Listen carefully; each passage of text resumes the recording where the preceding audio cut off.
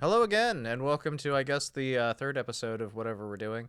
I'm still calling it Annie Sunday right now, which is still not a Yeah. good title, but we haven't figured anything else out, and so we're gonna roll with it. So welcome to episode 3. That's the important thing. I hope you're doing a good. Hope you're doing good. Casual talk episode. Yeah. I'm Nick. I'm Carlos. There you go. We did an introduction this time for real. We're trying harder. Um, yeah, this is still just going up on YouTube. We haven't I haven't been putting this up on podcast services, though there is always a chance. I guess if there's call for it, we can always do it. So Yeah. right now it's just a casual chat, anyways. So it is what it is. All right. So this week we caught up on Freerin again. That's going to be a consistent thing, hopefully, continuing onwards. And then we've got a new episode that we watched of Miss Vampire Who Lives in My Neighborhood. Another absolute banger. And then we got through 3 episodes of The Ancient Magus Bride. And that's all the anime we got this week. I had to spend a little extra time reorganizing my desk this week, which has been a fun process. Oh my god. And also I did a 12-hour charity live stream yesterday for Extra Life, so that was fun. Anyway, it's been a busy couple days. But we'll start where we started, with Freerin. This was episode 20, Necessary Killing. Full spoiler mode. There are no, the spoilers are all in effect right now. We're not holding anything back. We're going to talk about what happened in each episode. So, yes, Necessary Killing, Freerin episode 20. We started off with a fun fight between Fern and, what's her name, Erin or something? Either way, brown-haired Something. girl. It was Fern versus brown-haired girl, and Fern just absolutely demolished her. Basically, Gatling gunned her with magic attacks. It was a Yeah. solid choice. We're showing off how differently she was trained from all the other mages in the modern era. Yeah, she doesn't have any special fancy spells. She just 100% is all just like, I have one spell and I'm just gonna use it a million times all at once. She's power and endurance. Yes, and she definitely showed that off. She knocked out the person she was fighting, and then we switched over to the white-haired guy and the green-haired psycho girl, and they were fighting each other. Yeah. It was a pretty fun fight. It was one of those yes, your attacks are this, and then also I have a secret move, and it was a JoJo fight. Yeah. They were both very obviously used to just killing their opponent without a whole lot of effort. Yes. So this was more of a each one testing each other's abilities, and once they both figured out what was going on, it was pretty obvious which one was going to win. Yeah. So basically, we got to a point where the white-haired guy was getting ready to kill the green-haired girl, and then Fern showed up and was like, not on my watch. Fern's like, you've already lost. I killed the other girl. And then he's just like, well, damn. And so he just walks away. And then it turns out she didn't actually kill the other girl. She was lying to him. Yeah. Gifted liar that Fern is. So yeah. Oh, and then we got a 5-second fight for the third person in their party, who I've decided is now named Illusion Magic Boy, because that's what he does and that's what he uses. Yeah. The guy used illusion magic from the beginning of the day. Yeah, he's just like, I don't really trust other people. And so he just basically does a fancy teleport move behind the guy he's fighting and just zaps him in the neck. Mm-hmm. And then we get this nice fun scene of the white-haired guy walking along, just picking up all of his knocked out teammates and dragging them along. And then there's a little bit of fun little backstory with him, but for the most part it was just straightforward. And then they just happen upon a bird and he captures it. And so he's just out of pure dumb luck, they're still in the competition somehow, even though they Yeah. all got bested basically. Well, the instructors overseeing it, just one of them was even chastising the guy running this test. Is like, hey, is it really fair to even have this test? This test is more about luck than anything else. And he was like, luck is a skill. Yeah. Sure. Okay. Very anime of you, sir. Yeah, I don't remember what his name was, but I know the girl's name was Sense, and she's in charge of round 2. So we've got that to look forward to. And she was just teleporting all over the place. She's just popping in and out. We then went and caught up with Frieren and her group, and Frieren got her burb stolen. Sad, unfortunate. And then the person that stole her bird basically like hyper speeded away, and the other two folks that were part of the attackers group showed up, and the guy's name is Denkin. And he was part of the last few episodes. He's an old mage. He's an old guy. He immediately knows who Frieren is on seeing her, and is just like, yeah, I know who you are. He's like, everybody from my generation knows exactly who you are. Yeah. He's like, and Frieren even questions him. It's like, why did you step forward? You could have just ran away. And he just said, because the girl that stole the bird from you could absolutely not get away from you. Yeah. And so, like, he's here to fight Frieren. There's another guy, the third part of their group, and he's just like, I'm going to kill one of these other two girls so they're out of the competition. We don't have to worry about them. And Frieren's just like, uh-huh. Then there's this, he uses a fancy technique that, like, basically creates a plateau with him and the other two girls on it, and then Frieren and Denkin are getting ready to fight, and then it cuts to the fucking credits, and I yelled, fuck you, what the hell? I just wanted to see this fight happen. Because the Dinkin, the old man, was like hard against killing people, and then his other partner was like, no, I'm killing at least one of these two girls so that they absolutely will have no chance. Pretty much. So yeah, it's an interesting situation, and I can't wait for next week. Damn it. I'm so mad that it ended on a cliffhanger that good. I was so thoroughly invested in this episode. Yeah, just a lot of good stuff. A lot of how do I want to say this? There was a lot of good action this episode. There wasn't. We weren't learning new facts about people. We were, I guess we did actually. A little because bit. White-haired guy got like some really weird like background story fill in too. Yeah, we got a little bit of varying amounts of backstory for the side characters. Well, we didn't get anything for the main folks, really. They're just like, we're continuing on with the competition, so. Yeah. But it's coming along. We're at a really good point. I just want next week's episode already. I'm waiting for it now. This would have been a really good thing to just binge all, like, the handful of them in a row. Yeah, exactly. This is, like, it's really harsh having to do this in real time. God damn it. After we watched Frieren, we hopped over to Ancient Magus Bride, but we're going to talk about Miss Vampire Who Lives in My Neighborhood first, because there's not a whole lot to say about this show. This show is cute. This show is funny.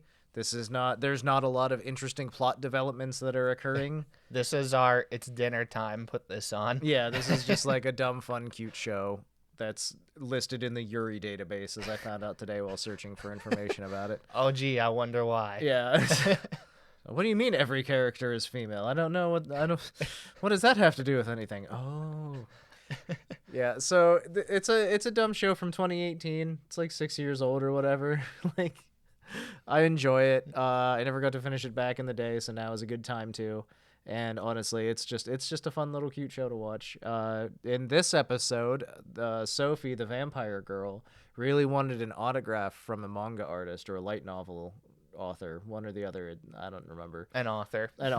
And so she goes out in the daytime and risks losing her head to sunlight and all this other stuff.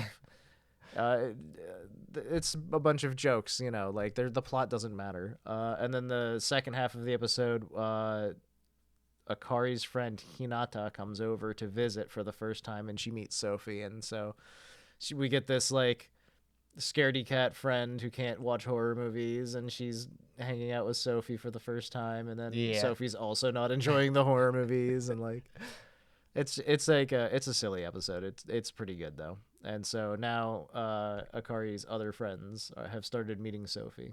So. Yeah. I assume the more you get into this show, it's just gonna gradually introduce like more of the main girls' like friends into it. Yeah, she said she has like 3 friends and now 4, including Sophie. So we've got 2 more to go. Yeah, right? I'm pretty sure that each of them gets introduced over the next couple episodes, but I'm not quite sure. It would make sense. Oh. There's always one character that doesn't get introduced until episode 9 when in a 12 episode run. So can't wait for that to happen again. always have to save one really good character for later to spice the show up. Yeah, it's like with Dragon Maid, the dark-haired dragon girl doesn't show up until episode like 11 out of 12. You know what I mean? Like, Oh yeah, I remember her. She was like what, the office worker yeah, or she's something? an office worker and she's just hungry all the time and she's just there to eat good food and stuff. Like, she got introduced and I was immediately like, I like her a lot. It's Yeah. a shame she's only here for 2 episodes or whatever. I'll have to watch the second season of that, I guess. We got fucking Black Butler ripoff emo guy in episode like 3. God damn it, what is this shit? We have to talk about Dragon Maid sometime. I love that shit. I haven't. You Maybe know what? we should watch season 2 of I that. haven't seen season 2. I haven't either. Okay, perfect. Now we've got a plan. Now we've got a fucking plan. It's going on the list. Look forward to that in the future, hopefully. But right now, I mean, do you have anything else about Miss Vampire Who Lives in My Neighborhood, episode 2? No. This is like, I made curry for dinner and we had curry and it was delicious and we watched that. We ate curry. Turn your brain off and just watch. The rest of what we watched was all Ancient Magus Bride today. We got through the entire original OVA, OAD, whatever it's called, last week, and so we talked about that. This week we got through the first 3 episodes of the TV show proper. So we got episode 1, April Showers Bring May Flowers. I'll say from the jump that this was a good OP. Mhm. That the opening was a solid opening. Not one of my favorites, but I didn't hate it. Same with the closing. I didn't. I was like, this is an anime OP. This is an anime ED. Yes. Okay. They're very stylistic for the type of show, but they're not like super flashy or anything. Yeah, it's not like the songs are good, but not bangers. You know, like it's fine. It's good stuff. It's not something I'm gonna go out of my way to really like look up and throw on my on my phone or something. But yeah, I really like the episode names, by the way, of all of them. Yes, I really like episode 2's title, which is "One Today is Worth Two Tomorrows." So I thought that was a really good one. But either way, we're on episode 1 right now. So this starts with Chisei signing a contract and being put into chains. Strong start. Here's our main character. She is now being enslaved, apparently. Yeah. She turns out she has basically signed her life away, and she is being sold at auction, which is kind of messed up, bro. Yeah. And then we have other main character, what's his name? Elias, whatever. Mhm. He the dude with the, he's got the skull face. He shows up and is like 5 million British pounds sterling for the girl. Yeah. And everyone's just like, alright, shit. Yeah, everyone's like, betting all these millions on her, all starting at like $1 million. Like, yeah, this is not a real nice situation. Now everybody wants to own her, as it turns out, because she is a slay beggy. And I was like, is that some sort of a slur? What the fuck does that mean? But everyone keeps calling her that, and she just sort of is just like, I don't know what that is. But she doesn't really like question it. She's just like rolls with it, Yeah. And then eventually we get all that explained. We also get Elias's last name, which is Ainsworth. It's a nice last name, quality. They warp to England from, or they're already in England, I guess, but they warp out to like just outside of London where he lives in a little cottage next to a forest. It's quite beautiful, quite scenic. The animation in this show is just top tier. It's fantastic. I will say that. That's there hasn't been a moment where I've looked at there hasn't been a moment on screen that hasn't been gorgeous, I think. Like everything is really cool. Beautiful food. Yeah, beautiful food. Oh my god. I was like watching that and I was like, I need to start cooking. I'm starving. And then I also love all the little fairy designs. I think they're really cool. So the thing that makes, or I guess because she's a slay beggy, which they do explain at this point, basically she can see the creatures that lend their power to people to make them mages. Well, I think what it was is that she is a magnet to them. Yes. Being able to see them is not guaranteed, because he specifically said that the fortunate ones can see them. The unfortunate ones are a magnet to them and just have to suffer. They don't know that they're there. Yeah. So the creatures lend their power to create magic. She can see them, so she's a fortunate Slay Beggy. But also, basically, she's a magnet for them. They're just naturally attracted. He described her as like a queen bee, I guess. Yeah. So like all of them are like worker bees for her. It's interesting. Basically, she has a lot of magical potential, is what it comes down to. Yeah. He also gives her a necklace to protect her, which is a good thing because she needs it before long. But yeah, she gets there. She gets to the house. He throws her in the tub. She comes out. They do a Q&A session where she's just like, "What am I?" And he's like, "Here's what you are. Congratulations."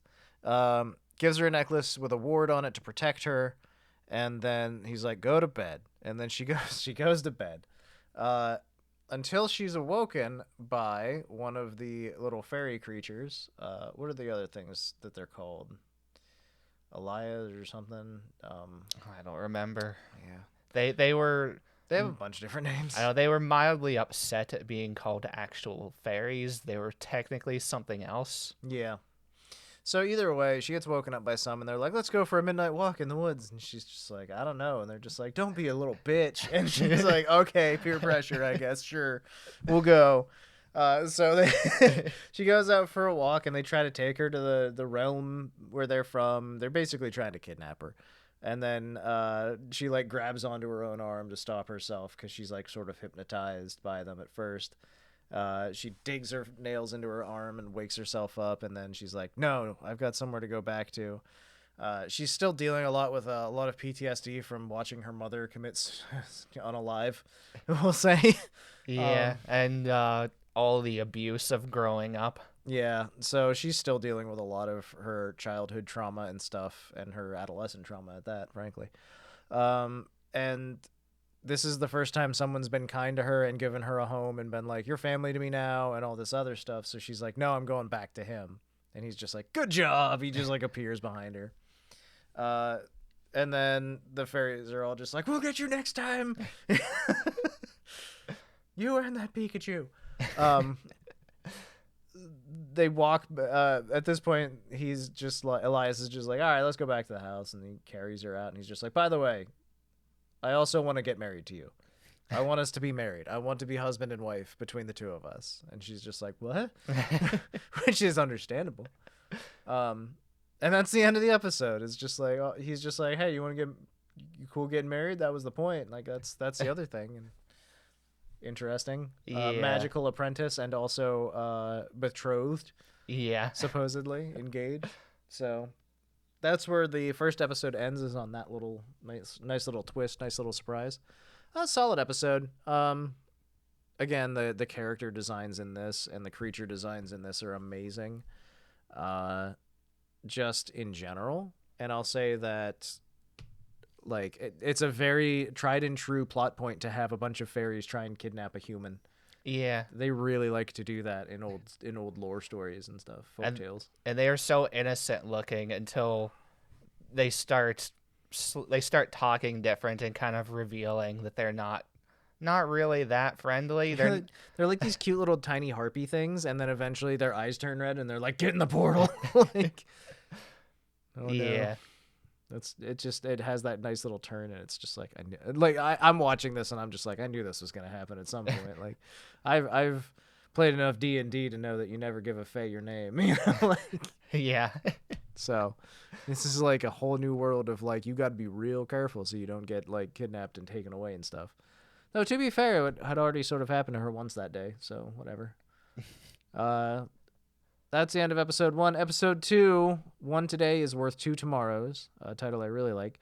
Starts with Chisei, our main character girl, waking up at Elias's house again, and she has been asleep for 2 days. So Silky is like, "Eat food now." Silky is the maid that lives there. She's pretty great. She's also a fairy. Yes. And is actually a fairy. That's what they called her. Exactly. And she's my favorite character so far. I like Silky. She just shows up and is just like, "No, you eat food now," or "Here's some tea. You drink the tea."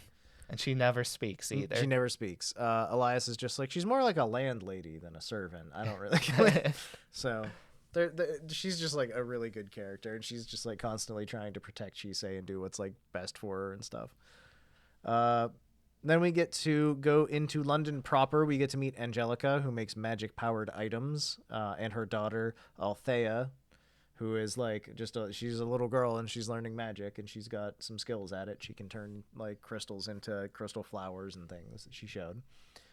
And then we get a brief explanation of magic versus sorcery. Sorcery is more of a science, and then magic is more of a she calls it miracles enacted, basically. It's enacting the power of nature is what that relies on. Yeah. So there's two different basically schools of magic. You got magic and you got sorcery.